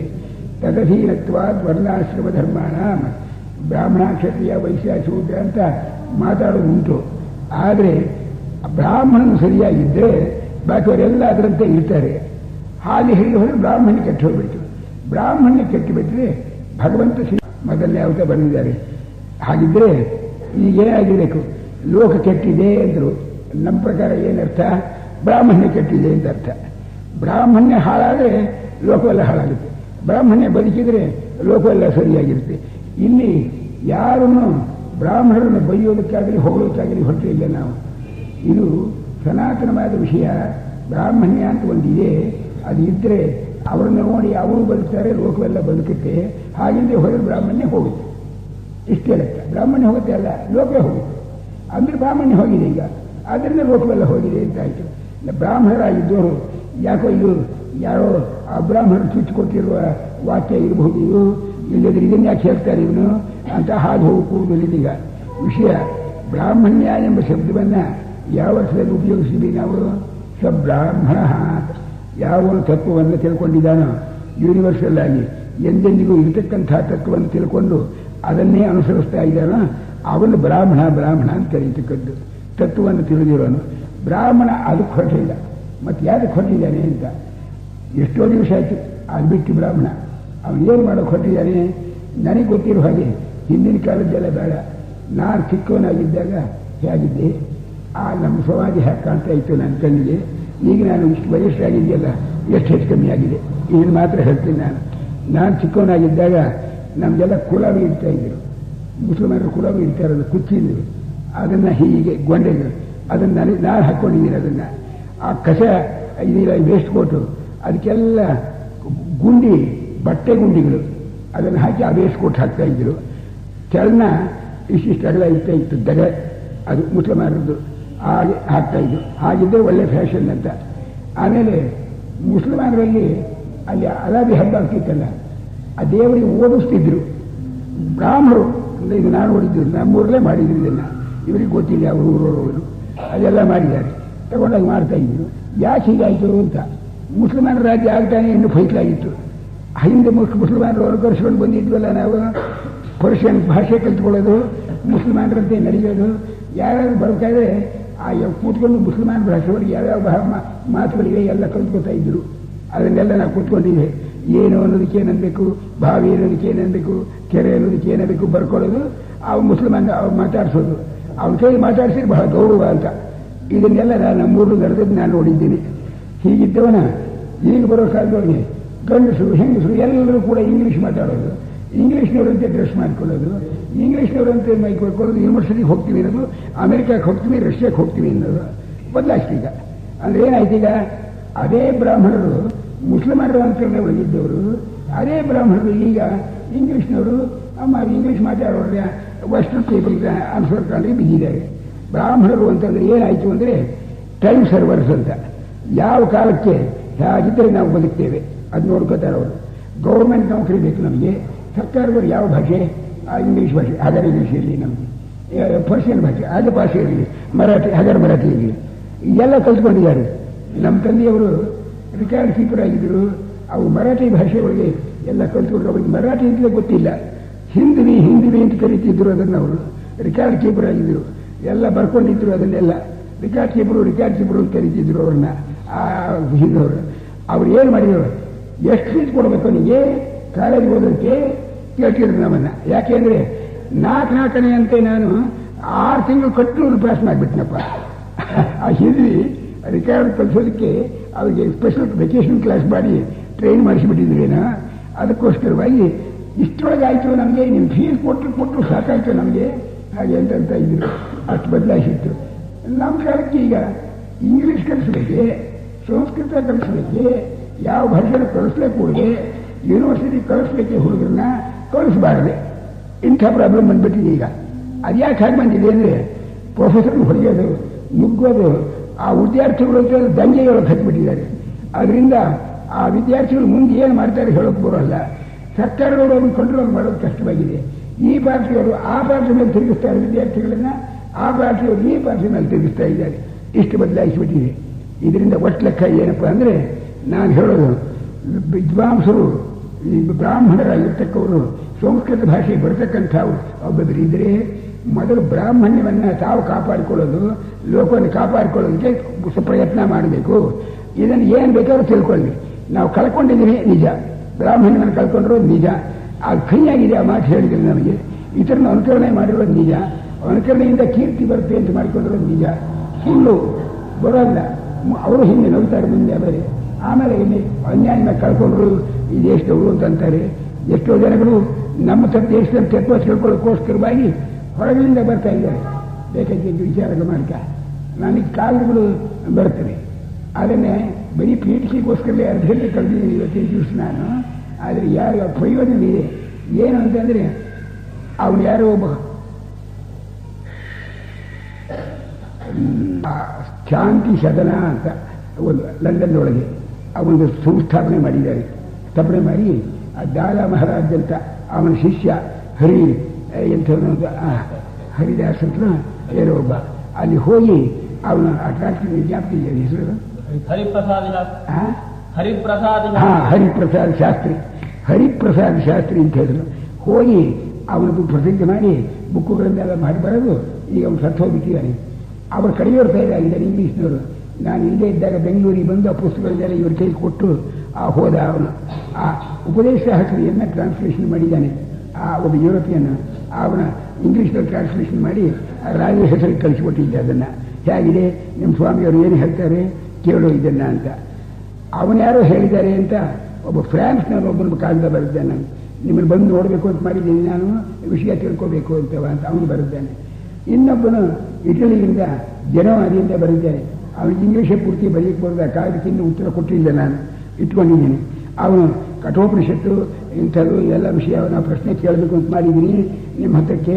ನೀವು ಒಬ್ಬಳೆ ಅಥಾರಿಟಿ ಅಂತ ಯಾರೋ ಬಹಳ ಜನ ನಮ್ಮ ಸ್ನೇಹಿತರು ಇಂಥವ್ರು ರೆಕಮೆಂಡ್ ಮಾಡಿದ್ದಾರೆ, ನಾವು ಬರಬೇಕು, ಆಕೆ ಸುಮಾರು ಜುಲೈ ಒಳಗೆ ಬರಬಹುದು ಹಾಗೆ ಅಂತ ಬರೀತಾನೆ. ಆ ಇಂಗ್ಲೀಷನ್ನು ಓದ್ಕೊಳ್ಳೋಕ್ಕೆ ಅರ್ಥವಾಯಿತು. ಇಟಾಲಿಯನ್ನೆಲ್ಲ ಅದರೊಳಗೆ ಹೆಸರಾಗಿಬಿಟ್ಟಿದೆ. ಆ ಇಂಗ್ಲೀಷ್ಗಳೆಲ್ಲ ಎಕ್ಸ್ಪ್ರೆಸೋ ಅಂತಾರೆ, ಎಕ್ಸ್ಪ್ರೆಸ್ ಲೆಟರ್ ಅನ್ಬೇಕಾದ್ರೆ ಹೀಗೆಲ್ಲ ಬರೀತಾರೆ. ಓ ಇರಬೇಕು ಅವರಿಗೆ, ಅದೆಲ್ಲ ಬರೀತಾರೆ. ಇರಲಿ. ಪ್ರಕೃತ ಏನು ಅಂದರೆ ಅವರಿಗೆ ಉಪನಿಷತ್ತುಗಳು, ಅದರಲ್ಲಿರೋ ತತ್ವಗಳು ಎಲ್ಲ ಬೇಕಾಗಿದೆ. ನಮ್ಮ ದೇಶದಲ್ಲಿ ಬರವಾಗಿದೆಯಲ್ಲ, ಇದು ಎಂಥ ಯಾಕಾಶ್ಚರ್ಯ ಇದು. ಅವ್ರು ಬಂದು ಕೇಳಿದರೆ ನೀವು ಬ್ರಾಹ್ಮಣರು ಹೌದು ಅಂತ ಅವ್ನು ಕೇಳಿಬಿಟ್ರೆ ಅವೇನು ಉತ್ತರ ಹೇಳೋದು? ಬ್ರಾಹ್ಮಣರು ಅಂತಂದರೆ ಯಾವಾಗಲೂ ಉಪನಿಷತ್ತಿನಲ್ಲಿ ತತ್ವವನ್ನು ತಿಳ್ಕೊಂಡು ತಾವು ಕೃತಾರ್ಥರಾಗಿರ್ತಾರೆ ಅಂತ ಕೇಳಿದ್ವಲ್ಲ ನಾವು. ನೀವು ಯಾಕೆ ಹೀಗಿದ್ದೀರಿ ಅಂತ ಕೇಳಿದ್ರೆ ಏನು ಹೇಳಬೇಕು ನಾವು ಉತ್ತರನ? ಇದು ಬ್ರಾಹ್ಮಣರು ಅಂತ ಅನಿಸ್ಕೊಂಡವರು ಎಲ್ಲರೂ ವಿಚಾರಿಸಿ ನೋಡಬೇಕು. ನಾವು ಯಾರನ್ನು ಅನುಕರಣೆ ಮಾಡ್ತಿದ್ದೀವಿ? ನಾವು ಬ್ರಾಹ್ಮಣ್ಯವನ್ನು ಬಿಟ್ಟಿದ್ದೀವಿ, ಬ್ರಾಹ್ಮಣ್ಯದಲ್ಲಿ ಲಕ್ಷಣವನ್ನು ತಿಳ್ಕೊಂಡು ಬಿಟ್ಟಿವೆ, ಅಥವಾ ಫಾಯಿದೆ ಅಂತ ತಿಳ್ಕೊಂಡಿದ್ದೀವಿ. ಏನು ತಿಳ್ಕೊಂಡಂತೆ ನಾವು ನಡೀಬೇಕೋ ಬೇಡವೋ? ಇಲ್ಲೇ ಹೋದರೆ ಆತ್ಮಹತ್ಯೆ ಮಾಡಿದವರು ಆಗ್ತವೆ ಇಲ್ವಾ? ಈಗಿದೆ. ಈಗ ಇಷ್ಟು ವಿಷಯ ಇದೆ. ಆದ್ದರಿಂದ ವಿಶೇಷತಃ ಬ್ರಾಹ್ಮಣರು ಅಂತ ಅಂದುಕೊಂಡು ಇದಕ್ಕಾಗಿಯೇ ನಮ್ಮವರು ಇದ್ದವರು ಇಂಥ ಗೋತ್ರ ಇಂಥ ಸೂತ್ರ ಅಂತ ಹೇಳಿ ಸಂಧ್ಯಾವನೆ ಮಾಡುವಾಗ ಆಗಾಗ್ಗೆ ಹೇಳ್ತಕ್ಕೋರು ಇದ್ದಾರಲ್ಲ, ದಿನ ಐ ಆಮ್ ಟೆಲಿಂಗ್ ಎ ಲೈ every day both morning and evening. ಬೆಳಗ್ಗೆ ಸಾಯಂಕಾಲ ಸುಳ್ಳು ಹೇಳ್ತಾ ಇದ್ದೀನಿ. ಇಂಥ ಗೋತ್ರ ಅಂತ ಹೇಳ್ತೀನಿ, ಆ ಗೋತ್ರಕ್ಕೆ ಏನು ಮಾಡ್ತಾ ಇಲ್ಲ. ಇಂಥ ಸೂತ್ರ ಅಂತ ಹೇಳ್ತೀನಿ, ಸೂತ್ರಕ್ಕೆ ಏನು ಮಾಡೋದು, ಹರಿದು ಹಾಕಿದ್ದೀನಿ ಅದನ್ನು. ಹೀಗೇನು ಮಾಡಬೇಕು ಅದನ್ನು? ಹೀಗಾಗಿದೆ. ಅದು ತಿಳ್ಕೋಬೇಕು. ಅದು ಆ ವಿಧಿಯನ್ನು ತಾವು ತಿಳ್ಕೋಬೇಕು. ನಾವು ಮನಸ್ಸಿಗೆ ವಿರುದ್ಧವಾಗಿ ಕೆಲಸ ಮಾಡ್ತಾ ಇದ್ದೀನಿ. ದಕ್ಷಿಣೆ ತಗೊಳ್ತಿಲ್ಲ. ಯಾವ ಏನಾದರೂ ದಕ್ಷಿಣೆ ಕೊಡಬೇಕಾದ್ರೆ ಅದೇನು ಯಾಜ್ಞವಲ್ಕ್ಯ ಹೇಳಿದ್ದೇನು ವಾಕ್ಯ, ಹೇಳ್ಕೊಡದೆ ತಗೋಬಾರ್ದು ಅಂತ ನಮ್ಮಪ್ಪ ಹೇಳ್ತಾರೆ ಅಂತ ಯಾಜ್ಞವಲ್ಕ್ಯ ಹೇಳ್ತಿದ್ದ ಜನಕರಾಜನಿಗೆ. ಅವನ್ನ ಹೇಳಬೇಕು, ತತ್ವ ತಿಳಿಸ್ಕೊಡ್ಬೇಕು, ಆಮೇಲೆ ಏನಾದ್ರು ಕೊಟ್ಟು ಫೀಸ್ ತಗೋಬೇಕು. ಇಷ್ಟೇ ಹೊರತು ಇಷ್ಟು ಅಂತ ಪ್ರೈವೇಟ್ ಟ್ಯೂಷನ್ ಫೀ ಅಂತ ಮಾಡಿಕೊಡ್ಕೂಡುದು. ಈ ದೋಷ ಅವ್ರು ಹೇಳಿದ್ದಾರೆ. ಆ ವಾಕ್ಯ ಹೀಗಿದ್ದವರು ಋಷಿಗಳಿದ್ದವ್ರ ಹತ್ರಕ್ಕೆ ಹೋಗಬೇಕು. ಋಷಿ ಚಕ್ರವರ್ತಿಗಳು ಕೂಡ ಹೋಗಿ ತಿಳ್ಕೊತಾ ಇದ್ದರು. ಇಂಥ ಕಾಲವೆಲ್ಲ ಹೋಗಿ ಪ್ರೈವೇಟ್ ಯೂನಿವರ್ಸಿಟಿಗಳೇನು ಏನು ಅನ್ಯಾಯ ಆಗ್ತಾ ಇದೆ, ಇನ್ವೆಸ್ಟಿಗೇಷನ್ ಮಾಡಬೇಕಾಗಿದೆ, ನಮಗೆ ಮೆಥಡ್ ಎಜುಕೇಷನ್ ಸರಿಯಾಗಿದೆಯೋ ಇಲ್ವೋ ಇಂಥ ವಿಚಾರ ಮಾಡೋ ಕಾಲ ಬಂದಿದೆ. ಇದನ್ನು ಎಲ್ಲರೂ ತಿದ್ದಬೇಕಾದ್ರೆ ಬ್ರಾಹ್ಮಣರೇ ಮೊದಲು. ಬ್ರಾಹ್ಮಣ ಅಂತಲ್ಲ, ಇದೇ ಬ್ರಾಹ್ಮಣ ಹೆಸರು ಬಿಟ್ಬಿಡಿ. ಬ್ರಾಹ್ಮಣ ಹೆಸರು ನಿಮಗೆ ಬೇಕಾಗಿದೆ. ನಾನು ಸುಳ್ಳು ಮಾಡ್ತಾ ಇದ್ದೀನಿ, ನನಗೆ ನಾನು ವಂಚನೆ ಮಾಡ್ತಾ ಇದ್ದೀನಿ, ಯಾವುದೋ ವಿದ್ಯೆ ತಗೊಂಡು ಯಾತಕ್ಕೋ ಮಾಡ್ತಾ ಇದ್ದೀನಿ, ಅನ್ಯಾಯ ಇದು ಇದಲ್ಲ ಅಂತ ತಿಳ್ಕೋಬೇಕು.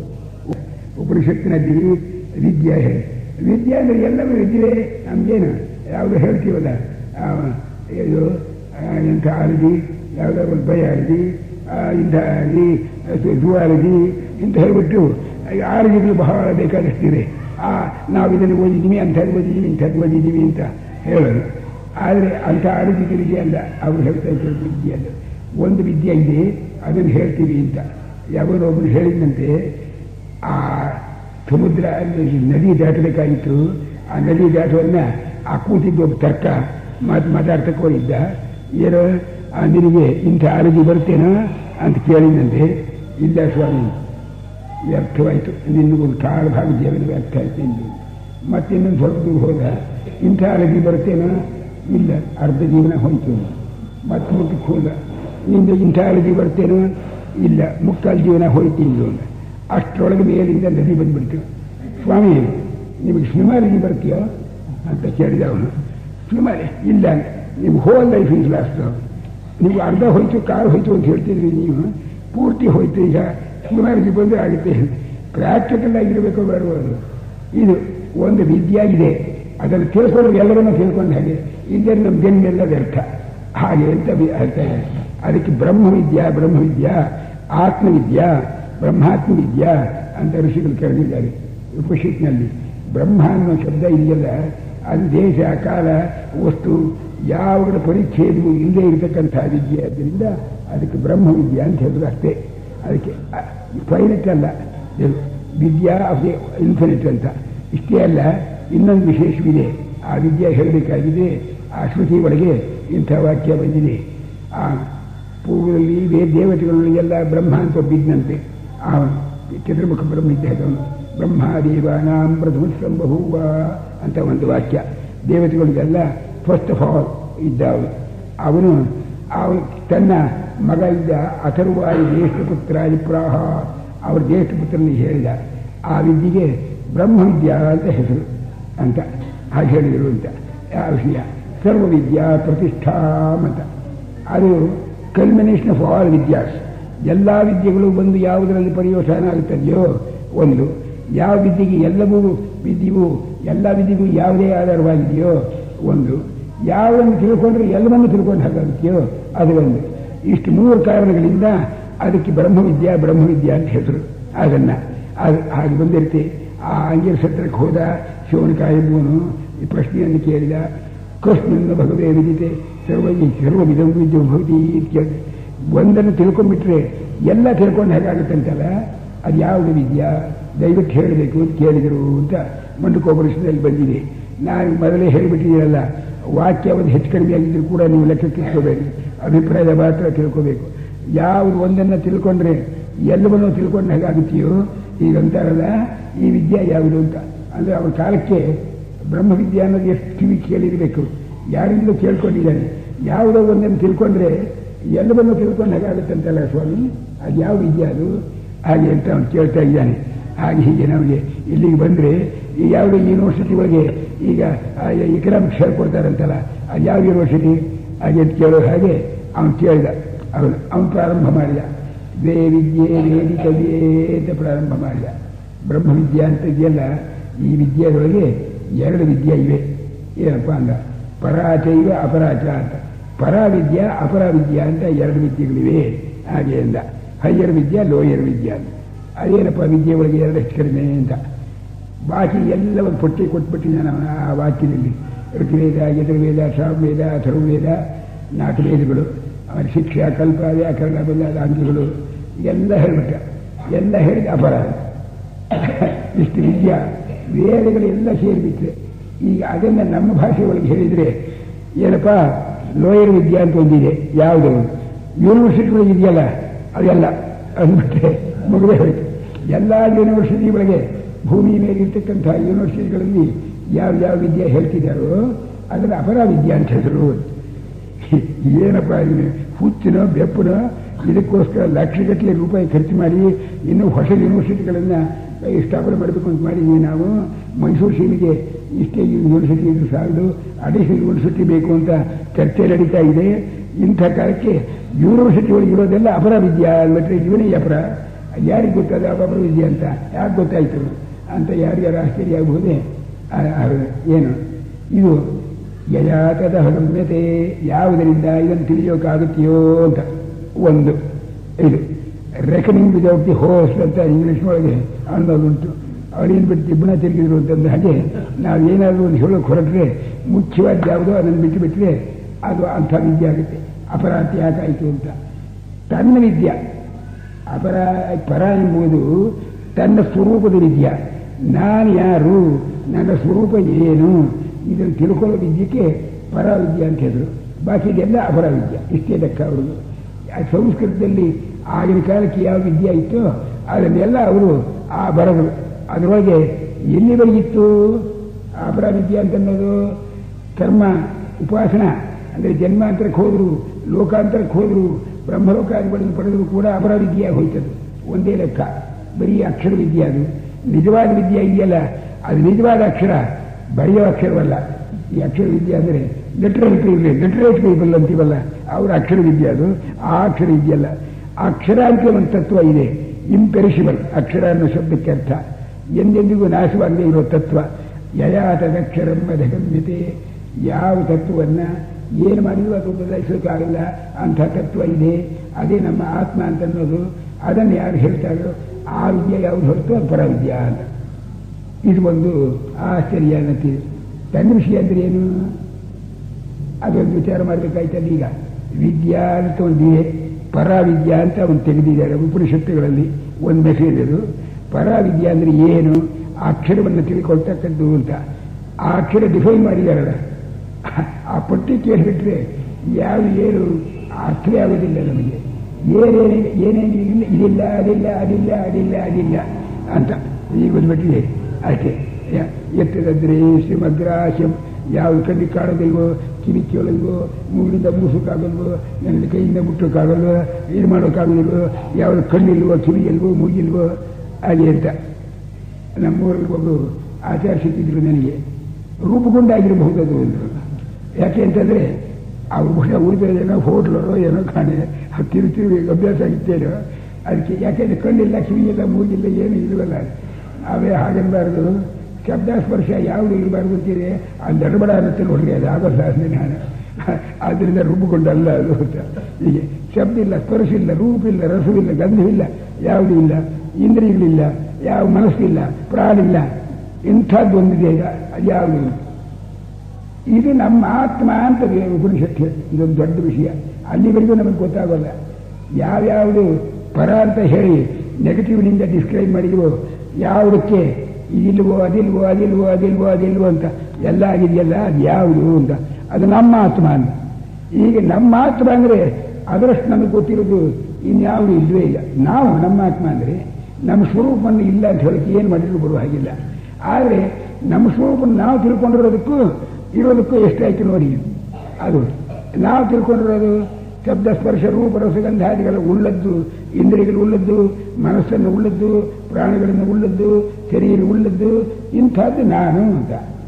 ನೀನಲ್ಲ, ಅದು ನೀನಲ್ಲ, ಇದು ನಿನ್ನ ಸ್ವರೂಪ ಇದಲ್ಲ ಅಂತ ಅತ್ಯಂತ ಆಶ್ಚರ್ಯವಾಗುತ್ತೆ. ಈಗ ಇದನ್ನ ಎರಡರೊಳಗೆ ಒಂದು ನಾವು ನೋಡಬೇಕು. ನಿಜವಾಗಿ ಉಪನಿಷತ್ನಲ್ಲಿ ಹೇಳಿರ್ತಕ್ಕಂಥ ಇಂಥ ಆತ್ಮ ಎಂಬುದು ನಮ್ಮ ಆತ್ಮನಾಗಿದ್ದರೆ, ಅದನ್ನು ತಿಳ್ಕೊಳ್ಳದೆ ಇದ್ದರೆ ನಾವೆಲ್ಲರೂ ಅವಿದ್ಯಾವಂತರು. ಒಂದು ಲೆಕ್ಕ ನಮ್ಗೆ ಯಾವ ವಿದ್ಯೆ ಇಲ್ಲ ಅಂತಾಗುತ್ತೆ. ಇಲ್ಲದೆ ಹೋದರೆ ಅವರಿಗೇನೋ ಬುದ್ಧಿ ಕೆಟ್ಟಿದೆ. ಯಾರು ಬರೆದಿದ್ದಾರೋ ಆ ಋಷಿಗಳು ಹೇಳ್ತಿದ್ದಾರಲ್ಲ, ಹೆಚ್ಚು ಕಡಿಮೆ ಆಗಿದೆ, ಏನೋ ಮಾತಾಡ್ತಿದ್ದಾರೆ. ಇದೇ ನಿಜವಾಗಿ ಬಿಟ್ಟರೆ ನ್ಯಾಯವಾಗಿ ಸರ್ಕಾರದಲ್ಲಿ ಒಂದು ಕಾನೂನು ಮಾಡಿಸ್ಬೇಕು. ಎಲ್ಲೆಲ್ಲಿಯೂ ವೇದಾಂತ ಹೇಳ್ಕೊಡ್ಬಾರ್ದು, ಇವರಿಗೆ ತಲೆ ಕೆಟ್ಟವರು ಯಾರೋ ಮಾಡಿದ್ದು ಉಪನಿಷತ್ತು ಅನ್ನೋದು ಇಂಥದ್ದು ಹೇಳ್ತಾ ಇದ್ದಾರೆ. ಆದ್ದರಿಂದ ಉಪನಿಷತ್ ಪಾಠ ಹೇಳ್ಕೊಡ್ಬೇಕು, ಮಾಡಿಸ್ಬೇಕು, ಆ ಕಾನೂನು ಮಾಡಿಸ್ಬೇಡ. ಯಾಕೆ ಕೆಡಿಸ್ಬೇಕು ಅದನ್ನು? ಇಲ್ಲೇ ಹೋದರೆ ನಾವು ಕೆಟ್ಟಿದ್ದೀವಿ. ಆದ್ದರಿಂದ ನಮ್ಮ ಯೂನಿವರ್ಸಿಟಿ ಸಿಲೆಬಸ್ ಅಲ್ಲೇನೋ ಹೆಚ್ಚು ಕಮ್ಮಿ ಇದೆ. ಇಂಥ ಒಂದು ಯೂನಿವರ್ಸಿಟಿ ಇಲ್ಲ ನಮ್ಮದು. ಒಂದು ಯೂನಿವರ್ಸಿಟಿ ಬೇಕು, ಅಡಿಷನಲ್ ಯೂನಿವರ್ಸಿಟಿ ಬೇಡ. ಬರೀ ಇಂಥದ್ದೇ ಜಾತಿ ಬೇಡ, ಈ ಜಾತಿ ಇಲ್ಲವಲ್ಲ ಅಂಥ ಯುನೀಕ್ ಆಗಿರ್ತಕ್ಕಂಥ ಅಸಾಧಾರಣವಾಗಿರುವ ಒಂದು ಯೂನಿವರ್ಸಿಟಿ ಯಾಕೆ ಬೇಕು? ಬೇಡ ನಮಗೆ.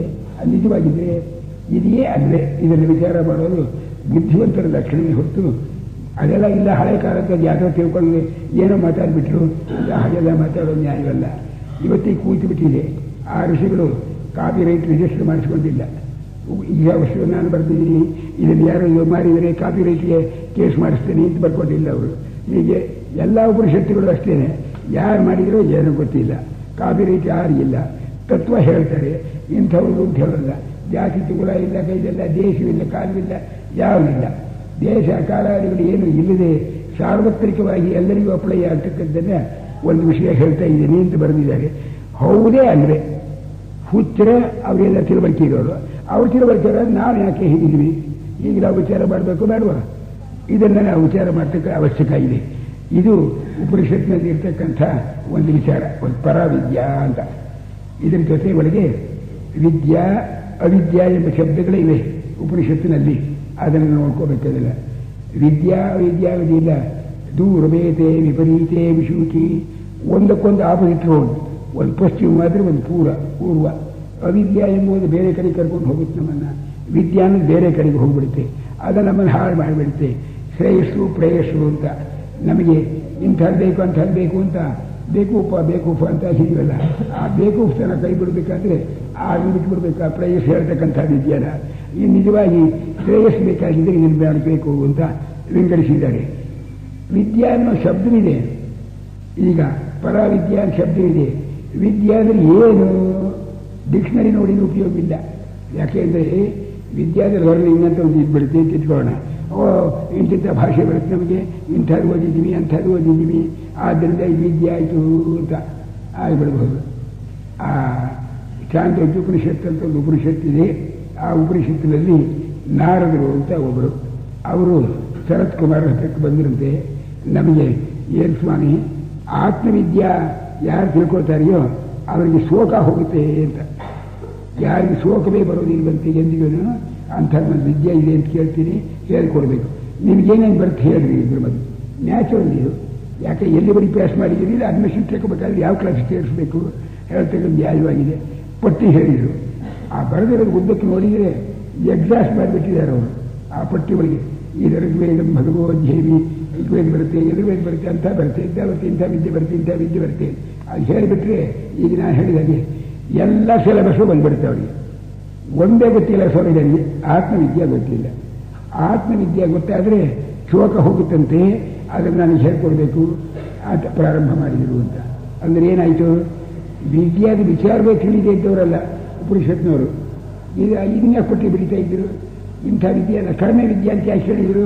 ಹೀಗೆ ಹೇಳಿದ ಮೇಲೆ ಇದಲ್ಲದೇ ಇರತಕ್ಕಂಥ ಒಂದು ವಿದ್ಯೆ ಇದೆ ಅಂತ ಅಭಿಪ್ರಾಯದಿಂದ ಅವರು ಹೇಳ್ತಾರೆ ಅಂತ. ಆದರೆ ನಾವು ಗ್ರೇವ್ ಮಿಸ್ಟೇಕ್, ಒಂದು ದೊಡ್ಡ ಭಾರಿ ಮಿಸ್ಟೇಕ್ ಮಾಡಿದ್ದೀವಿ.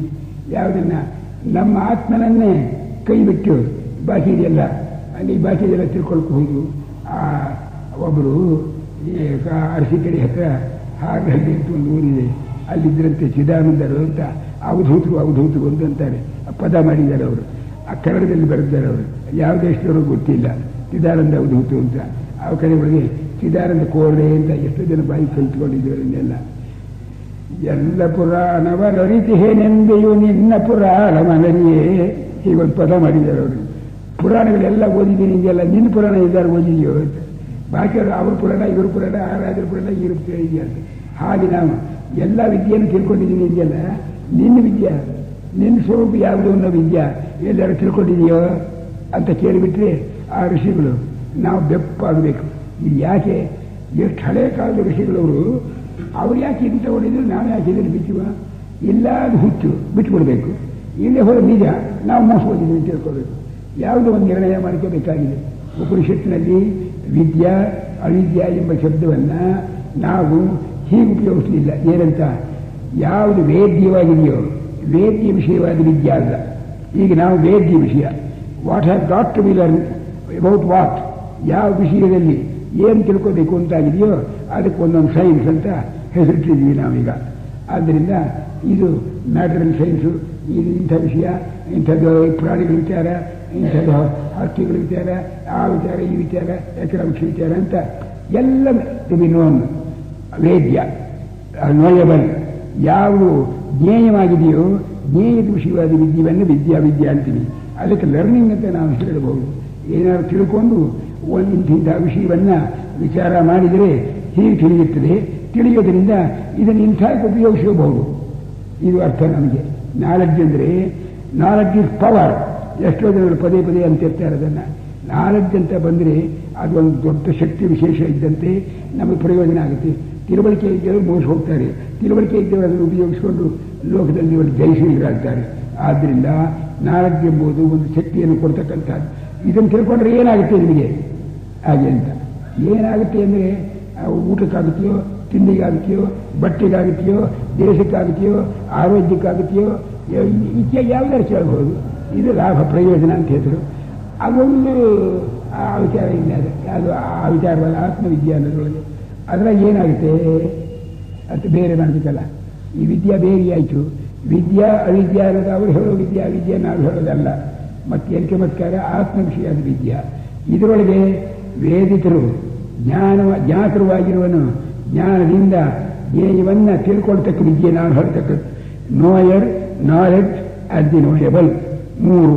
ನಾನು ಜ್ಞಾತರುವಾಗಿದ್ದೀನಿ, ಜ್ಞೇಯವನ್ನು ನಾನು ಒಂದು ಜ್ಞಾನ ಕೆರಳ ವಿಶೇಷದಿಂದ ತಿಳ್ಕೊಳ್ತೀನಿ ಅಂತ. ಇದಕ್ಕೆ ಹೆಸರು ನಮ್ಮ ಲರ್ನಿಂಗಿಗೆಲ್ಲ ಎಲ್ಲ ಸಿಲೆಬಸ್ ಮಾಡಿ ನಮ್ಮ ಪಟ್ಟಿ ಒಳಗೆ ಫೀಲ್ಡಲ್ಲಿ ಹಾಕಿಬಿಟ್ರೆ ಆ ಮೂರೊಳಗೆ ಬಯಸ್ಲಾಗಿ ಹೋಯ್ತು. ಆಗ ಹಾಗಲ್ಲ. ಆ ನೋಯರ್ ಅಂತಿದ್ದಾನಲ್ಲ, ಅವನ ವಿಚಾರವೇ ಏನು ಅಂತ ತತ್ವ. ಇದು ರಿಯಲಿಗೆ ನೋಯರ್. ಆತ್ಮ ಅಂತಕ್ಕಂಥ ಅವನು ನೋಯರ್ ಹೌದೋ, ಅವನ್ನ ತಿಳ್ಕೊಳ್ಳದೆ ಇದ್ದಿದ್ದರಿಂದ ನಮ್ಗೆ ಏನಾರು ಅನರ್ಥವಾಗಿದೆಯೋ, ತಿಳ್ಕೊಳ್ಳೋದ್ರಿಂದ ಏನಾದ್ರು ಪ್ರಯೋಜನವಾಗಿದೆಯೋ ಅಂತ ವಿಚಾರ ಮಾಡ್ತಕ್ಕಂಥ ಇದು ಒಂದು ಬೇರೆ ವಿಷಯವೇ ಬೇರೆ. ಆದ್ದರಿಂದ ಉಪನಿಷತ್ನಲ್ಲಿ ವಿದ್ಯಾ ಅಂತ ಎರಡು ಶಬ್ದಗಳಿವೆ ಅನ್ನೋ ಮಾತ್ರದಿಂದ ಯಾವುದೋ ಒಂದು ವಿದ್ಯೆ ಹೇಳ್ತಿರಬಹುದು ಅಂತ. ಅದು ಯಾವುದೋ ಮ್ಯಾಜಿಕ್ ವಿದ್ಯೆ ಅಲ್ಲ, ಮಂತ್ರ ವಿದ್ಯೆ ಅಲ್ಲ, ಮಾಟ ವಿದ್ಯೆ ಅಲ್ಲ, ಅದು ನಮಗೆ ತಿಳಿಯೋದಕ್ಕೆ ಸೈನ್ಸ್ಗಳಲ್ಲ. ಎಲ್ಲವೂ ಜ್ಞೇಯ ವಿಷಯ. ಇದು ಜ್ಞಾತರವಿನ ಸ್ವರೂಪದ ವಿಷಯ, ಆತ್ಮಸ್ವರೂಪದ ವಿಷಯ. ಆತ್ಮ ಅಂದರೆ ಏನು ಹತ್ತಿರ ಕೊಡ್ತಕ್ಕಂಥ ವಿದ್ಯೆ. ಅವಿದ್ಯೆ ಅಂದರೆ ಆತ್ಮನ ಅವಿದ್ಯೆ. ನಮಗೆ ಆತ್ಮನ ಅವಿದ್ಯೆ ಇಲ್ಲದೆ ಇದ್ದವರು ಇಲ್ಲವೇ ಇಲ್ಲ. ಆತ್ಮವಿದ್ಯೆ ಬಂದವರಿಗೆ ಮಾತ್ರವೇ ಆತ್ಮ ಅವಿದ್ಯೆ ಇಲ್ಲ, ಬಾಕಿಯವರೆಲ್ಲ ಅವಿದ್ಯಾವಂತರೇ. ಆದ್ದರಿಂದ ಅವರ ಲೆಕ್ಕದ ಪ್ರಕಾರ, ಋಷಿಗಳ ಪ್ರಕಾರ ನಾವೆಲ್ಲ ಅವಿದ್ಯಾವಂತರು ಅಂತ ಒಂದು ಲೆಕ್ಕ. ಒಂದು ಗುಂಪಾಗಿದೆ. ವಿದ್ಯೆ ಆಯಿತು, ಒಳ್ಳೆಯದು. ಈಗ ಅದಕ್ಕೆ ಡಿಸಿಪ್ಲಿನ್ ಏನು ಬೇಕು ಅಂತ. ಯಾವುದಾದ್ರು ಯೂನಿವರ್ಸಿಟಿ ಒಳಗೆ ಸೇರಬೇಕಾಗಿದ್ದರೆ ಎಲ್ಲಿ ಪಾಸ್ ಮಾಡಿದ್ಯಾ ನೀನು, ಹೈಸ್ಕೂಲ್ ಒಳಗೆ ಸರ್ಟಿಫಿಕೇಟ್ ತಗೊಂಡ್ಬಂದಿದ್ಯಾ, ನೀವು ಸರ್ಟಿಫಿಕೇಟ್ ತಂದಿದೆಯೋ, ಈಗೆಲ್ಲ ನಾವು ಕೇಳ್ತೀವಲ್ವೇ. ಅವ್ರು ಇಂಥ ಕ್ಲಾಸ್ ಮಾಡಿದ್ದೀನಿ, SSLC ಮಾಡಿದ್ದೀನಿ, ಪ್ರೀವಿಯಸ್ ಎಕ್ಸಾಮಿನೇಷನ್ ಪಾಸ್ ಮಾಡಿದ್ದೀನಿ ಅಂದರೆ ನಾವು ತಗೊಳ್ತೀವಿ. ಇದೇ ತಗೊಳ್ಳೋದಿಲ್ಲ ಗ್ರಾಜ್ಯುಯೇಟ್ ಕ್ಲಾಸ್ಗೆ. ಅದು ತಗೋ ಹಾಗೆ ಏನೇನು ಬೇಕು ಅಂತ ಕೇಳ್ತಾರೆ ಅಂತ ಆಶ್ಚರ್ಯ ಆಗಿತ್ತು ನಮಗೆ ಆ ವಿಚಾರ. ಹೇಗೆ ವಿದ್ಯಾ ಎಂಬುವುದು ನಾವು ತಿಳ್ಕೊಂಡ್ರು ವಿದ್ಯೆಯೇ ಅಲ್ವೋ, ಅಷ್ಟು ಗತಿಗೆ ಏನು ಬಂದರೆ ಈ ವಿದ್ಯೆ ತಿಳಿಯುತ್ತೆ ಅಂತ. ಇವರೇನು ಬಂದ್ರೆ ಈಗ ನಿಮ್ಗೆ ಹಿಸ್ಟ್ರಿ ಬರ್ತೀಯಾ, ಜಾಗ್ರಫಿ ಬರ್ತೀಯಾ, ಲೆಕ್ಕ ಬರ್ತೀಯಾ, ಇದು ಮಾಡೋಕ್ಕೆ ಬರ್ತೀಯಾ ಅಂತ ಕೇಳ್ತಾರೆ ಇವರೀಗ. ಎಷ್ಟು ತಿಳ್ಕೊಂಡಿದೆಯಾ, ಏನು ಕತೆ, ಡೆಸಿಮಲ್ಸ್ ತಿಳಿಯುತ್ತೀಯಾ, ಬೈನಾಮಲ್ ಥಿಯರಮ್ ಬರ್ತಾ, ಎಟ್ಸೆಟ್ರಾ ಹೀಗೆಲ್ಲ ಕೇಳ್ತಿದ್ದಾರೆ. ಅದೊಂದು ಕೇಳ್ತಾ ಇಲ್ಲ ಅವರು. ಆಶ್ಚರ್ಯ ಆಗುತ್ತೆ. ಏನು ಕೇಳ್ತಾ ಇದ್ದವನು, ಏನು ಹೇಳಬೇಕು? ಸತ್ಯ ಹೇಳೋಕ್ಕೆ ಬರುತ್ತೆಯೇ? ಅಲ್ಲ. ಧರ್ಮದಂತೆ ನಡೆಯೋಕ್ಕೆ ಬರುತ್ತೆಯೇ? ನ್ಯಾಯವಾಗಿ ನಡೆಯೋಕ್ಕೆ ಬರುತ್ತೆಯೇ? ಕ್ಯಾರೆಕ್ಟರ್ ವಿಚಾರ. ನಾವಿರತೋ ದುಶ್ಚರಿತ. ಸರಿ, ಯಾರು ಕೆಟ್ಟ ಚಾಳಿ ಬಿಟ್ಟಿದ್ವೋ ಅವರಿಗೆ ತಿಳಿಯಲ್ಲ. ಬ್ಯಾಡ್ ಕ್ಯಾರೆಕ್ಟರ್ ಇದ್ರೆ ತಿಳಿಯಲ್ಲ. ಇಂಥದ್ದೆಲ್ಲ ತಿಳ್ಕೊಂಡಿದ್ದೆ. ಬೈನಮಿಯ ಥಿಯರು ಎಲ್ಲ ಗೊತ್ತಿದೆ, ಆ ಕೊಯಿಫಿಷಿಯಂಟ್ಗಳು ಇದ್ರ ವಿಚಾರ ಓದಿ ಅದೆಲ್ಲ ಗೊತ್ತಿಲ್ಲ ನಮಗೆ. ಕ್ಯಾರೆಕ್ಟರ್ ನಿಮ್ಗೆ ಸರಿಯಾಗಿದೆಯೋ ಇಲ್ವೋ ಅದು ನೋಡ್ಕೊಂಡು ಇಲ್ಲ ತಿಳಿಯೋಲ್ಲ ನಿಮಗೆ. ನೀವು ಸೇರಿಸ್ತಿದ್ರೆ ಅಟ್ಲೇ ಹೋಗ್ತದೆ, ಹಾಗೆ ಹೋಗು. ನಮ್ಮ ಗ್ರಹವಿದೆ ಅದಕ್ಕೆ ನಾ ಸೇರಿಸೋದಲ್ಲ, ಅದು ನೀನೇ ಸೇರಿಸ್ಕೊಳಕ್ಕಾಗಲ್ಲ. ನೀನು ನಿನ್ನನ್ನು ಆತ್ಮವಿದ್ಯೆಗೆ ಐ ಆಮ್ ಎಲಿಜಿಬಲ್ ಅಂತ ತಿಳ್ಕೋಬೇಕಾಗಿದ್ದರೆ ನನ್ನ ನಡತೆ ಹೇಗಿದೆ ಅಂತ ನಾನು ನೋಡ್ಕೋಬೇಕು. ಕೆಟ್ಟ ಹೇಳ್ಬಿಟ್ಟು ನಾ ಶಾಂತೋ ರಾಸವಾಯಿತ, ಯಾವನು ಮನಸ್ಸು ಶಾಂತವಾಗಿಲ್ವೋ, ಯಾವನು ಸಮಾಧಾನ ಚಿತ್ತನಾಗಿಲ್ವೋ ಹೀಗೆ ಹೋದರೆ ಪ್ರಜ್ಞಾನೇ ಅವ್ರಿಗೆ ಪ್ರಜ್ಞಾನ ಬರೋಲ್ಲ. ಉದಾಹರಣೆಗೆ ಅಂತ ಗೊತ್ತಿಷ್ಟ ಹೀಗೆ ಸತ್ಯೇನ ಲಭ್ಯ ತಪಸಾ ಲಭ್ಯ ಇತ್ಯಾದಿಗಳು. ತಪಸ್ಸು ಮಾಡಿರಬೇಕು, ಇಂದ್ರಿಯ ನಿಗ್ರಹ ವರ್ತಿರಬೇಕು. ಎಂಥ ಸ್ವಾಮಿ ಇದೆಲ್ಲ. ಒಂದು ಸರ್ತಿ ಪೂರ್ವಕಾಲಕ್ಕೆ ನಾನು ಇದ್ದಾಗ ಒಬ್ಬ ಇನ್ಸ್ಪೆಕ್ಟ್ರು, ಅವನು ಮೊದಲು ಮೇಸ್ಟರ್ ಆಗಿದ್ದ, ಆಮೇಲೆ ಇನ್ಸ್ಪೆಕ್ಟರ್ ಆಗಿದ್ದ. ಅವನ ಮೇಲೆ ಒಂದು ರಿಪೋರ್ಟ್ ಮಾಡಿಬಿಟ್ರು, ಇವನ ಕ್ಯಾರೆಕ್ಟರ್ ಚೆನ್ನಾಗಿರಲಿಲ್ಲ ಹಾಗೆ ಅಂತ ಹೇಳಿ. ಅದು ಗೌರ್ಮೆಂಟಿಗೆ ಬರೆದು ಹಾಕಿಬಿಟ್ರು.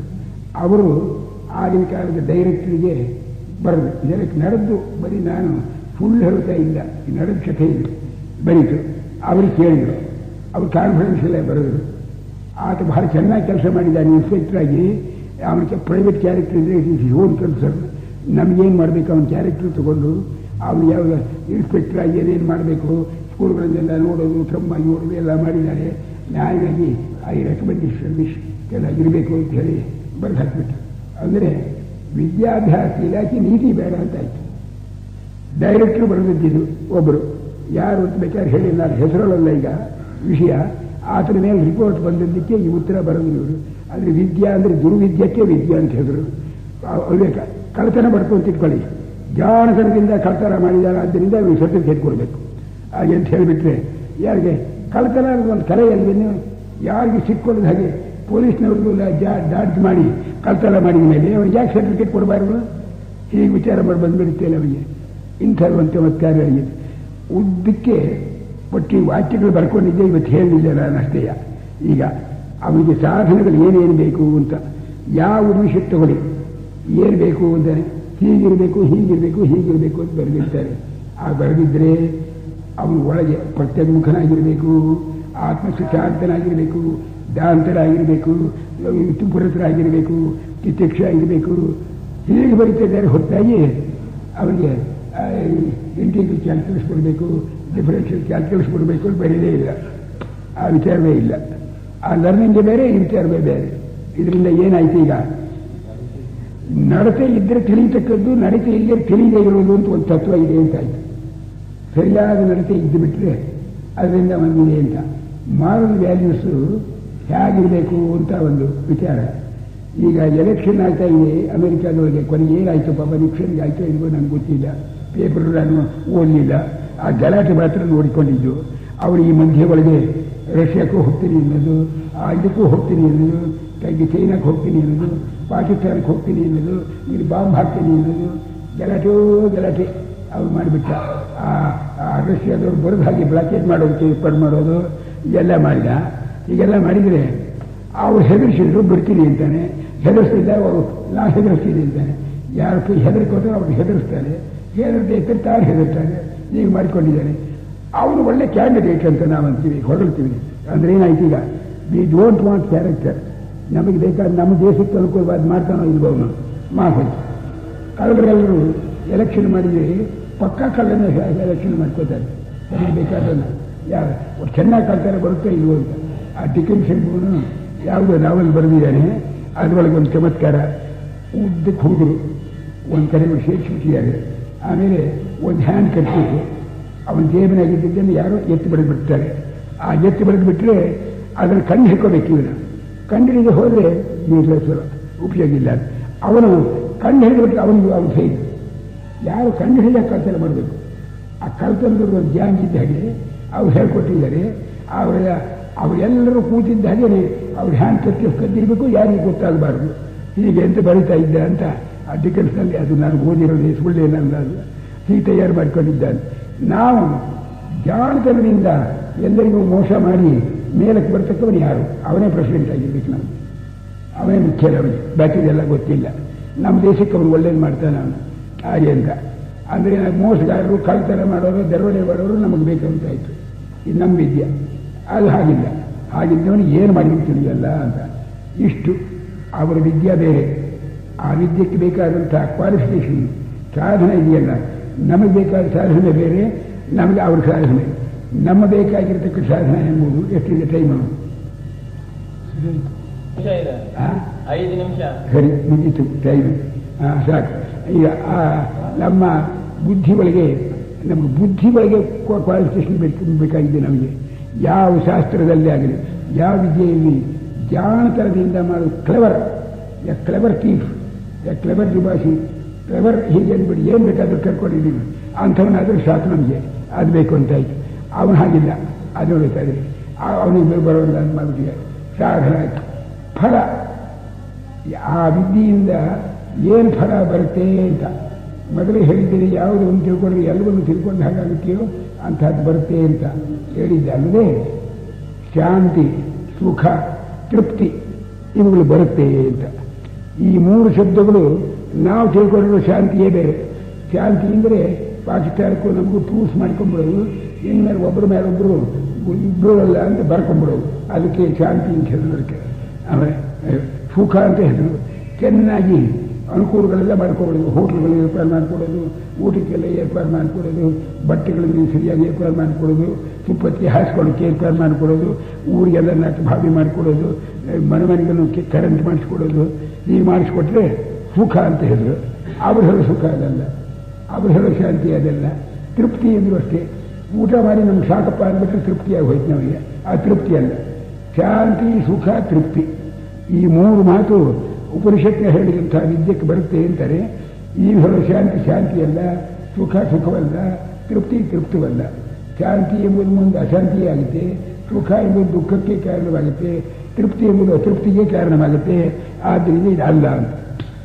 ವಿದ್ಯಾ ಸ್ವರೂಪ, ವಿದ್ಯಾ ಸಾಧನ, ವಿದ್ಯೆಯ ಫಲ, ಇಷ್ಟು ವಿದ್ಯೆಯ ವಿಷಯ. ಈ ನಾಲ್ಕು ಉಪನಿಷತ್ನಲ್ಲಿ ಹೇಳಿರೋದಕ್ಕೂ ನಾವು ತಿಳ್ಕೊಂಡಿರೋದಕ್ಕೂ ಸಂಪೂರ್ಣ ಬೇರೆ. ಶಬ್ದಗಳು ಮಾತ್ರ ಇವೆ. ವಿದ್ಯಾ ಅವಿದ್ಯಾ ಅಂತ ಎರಡು ಮಾತಿದೆ. ಅವಿದ್ಯೆಯನ್ನು ಕಳ್ಕೋಬೇಕು, ವಿದ್ಯೆಯನ್ನು ಸಂಪಾದನೆ ಮಾಡ್ಕೋಬೇಕು ಅಂತ. ಆದರೆ ಅವ್ರು ಹೇಳೋ ವಿದ್ಯೆ ಬೇರೆ, ನಾವು ಹೇಳೋ ವಿದ್ಯೆ ಬೇರೆ. ನಮ್ಮ ವಿದ್ಯೆಗೆ ಸಾಧನ ಬೇರೆ, ಅವ್ರ ವಿದ್ಯೆಯ ಸಾಧನ ಬೇರೆ. ನಮ್ಮ ವಿದ್ಯೆಗೆ ಫಲ ಬೇರೆ, ಅವ್ರು ಹೇಳೋ ಫಲ ಬೇರೆ. ಕೊನೆಗಳಿಗೆ ನಾವು ಫಲ ಹೇಳ್ತೀವಲ್ಲ, ಆ ಶಬ್ದಗಳಿಗೆ ಬೇರೆ ಅರ್ಥ. ನೀವು ಯಾವ ಶಾಂತಿ ಇರೋ ಅದು ಅಶಾಂತಿ, ಸುಖ ಅನ್ನೋದು ದುಃಖ ಅಂತ ಅವ್ರು ಶುರು ಮಾಡ್ತೀವಿ. ಹಾಗೆ ಮತ್ತೆ ಇನ್ಯಾವ ಸುಖ ಇದೆ ಕೇಳಿ ಮತ್ತೆ ಹೇಳ್ತೀವಲ್ಲ. ಅದ್ರೇನಾಯ್ತು, ಈಗ ಕುತೂಹಲದಿಂದ ಉಪನಿಷತ್ತುಗಳು ನಮಗೆ ತಿಳಿಯದೇ ಇದ್ದ ವಿಷಯದ ಒಂದು ವಿದ್ಯೆಯನ್ನು ಹೇಳೋಕೆ ಶುರು ಮಾಡಿವೆ. ಅವಕ್ಕೆ ಬೇಕಾದಂಥ ಟ್ರೈನಿಂಗ್ ಅನ್ನೋದು ನಮ್ಮಲ್ಲಿ ಸ್ವಲ್ಪವೂ ಇಲ್ಲ.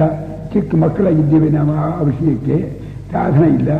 ಆಮೇಲೆ ಆ ಫಲ ಬರೋದು ನಮಗೆ ಅತ್ಯಂತ ದೂರ. ಸುಮ್ಮನೆ ಋಷಿಗಳು ಅಂದರೆ ಕಾರ್ಯಗಳು ತೋಟಗೀತೆ ಹೊತ್ಕೊಂಡಿದ್ರು, ಅವ್ರಿಗೇನು ಗೊತ್ತಿಲ್ಲ ಅವಿವೇಕಿಗಳು ಅಂತ ಬೈಯೋಕೆ ಬರುತ್ತೆ ಹೊರತಾಗಿ ನಮಗೆ ಮಾಡೋಕೆ ಬರೋಲ್ಲ. ಬರದೇ ಇದ್ಬಿಟ್ರೆ ಯಾವ್ದು ಬರೋದು ಅವ್ರು ಬೈದು ಬಿಡ್ಬೋದಲ್ಲ, ಅವ್ರಿಗೇನು ತಿಳಿಯುತ್ತೆ ಹುಟ್ಟುಬಿಟ್ಟೆ ಅಂತ ಅದು ಆಗ್ಬಿಡ್ಬೋದು. ಆ ಫಲ ಇಲ್ಲ. ನಾವು ಸಾಧನ ವಿದ್ಯಾ ಸ್ವರೂಪ, ಅವಿದ್ಯಾ ಸ್ವರೂಪ, ಸಾಧನ, ಅದರಿಂದ ಆಗುವ ಫಲ ಮತ್ತು ನಾವು ತಿಳ್ಕೊಂಡಿರುವ ಶಾಶ್ವತ ಸಾಧ್ಯ ಮೊದಲಾದಗಳಿಗೂ ಅವ್ರು ಹೇಳೋದಕ್ಕೂ ಏನು ವ್ಯತ್ಯಾಸ, ಹೆಚ್ಚು ಕಡಿಮೆಯಾಗಿದೆ ಅಂತ.